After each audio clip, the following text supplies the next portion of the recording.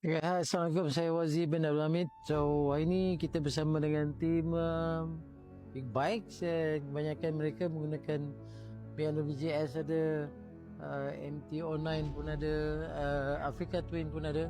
Okey, kita di sini di Port Motowazi Simpang Pulau Ipoh, kita menjalankan ataupun melaksanakan program namanya Elite Riding Session. Elite Riding Session adalah satu aktiviti upskilling untuk semua penunggang-penunggang motosikal yang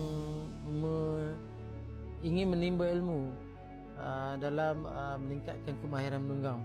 So kita ada 2 hari sesi. Sesi pertama kita ada buat teori dan juga fundamental riding. Sesi kedua kita akan ride all the way to Cameron Highland. Dan kelebihan elite riding ni by Motowazi dan juga Masra ialah mereka ada hands on terus. Apa yang mereka belajar dalam kelas ke praktikal di luar sana.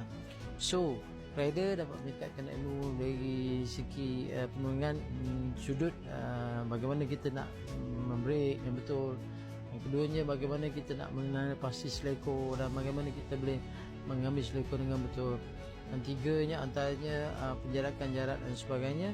Dan yang paling best ialah pertama, rider dapat membina confidence.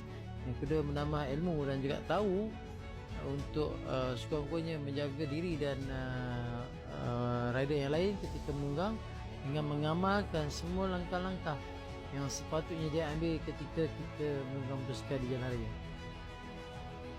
Jadi kepada yang di luar sana, sekiranya anda berminat untuk mendapatkan khidmat daripada kami, tim Motowazi dan Masra, boleh like kami page dan juga boleh melihat kita punya promosi untuk sesi-sesi seterusnya. Kita tak mampu buat banyak kali, kita cuma boleh buat sekali saja setiap bulan. Dan Alhamdulillah sampai ke hari ini untuk 2 sesi seterusnya dah hampir penuh.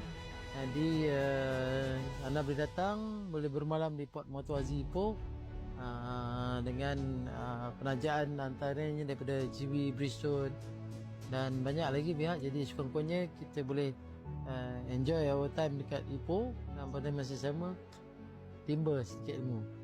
Yang pentingnya jangan lumaram, jangan laju sangat di lebuh raya. Dan abang sayang untuk dia ni di belakang tu, mereka tengah ada technical sesi technical ni. Dia boleh tanya bila pakai pressure angin yang betul, berapa pressure angin yang betul, suspension macam mana nak setting, stability motor macam mana, banyak-banyak lah. So ini ilmu tak boleh dapat dekat kedai-kedai biasa di luar sana.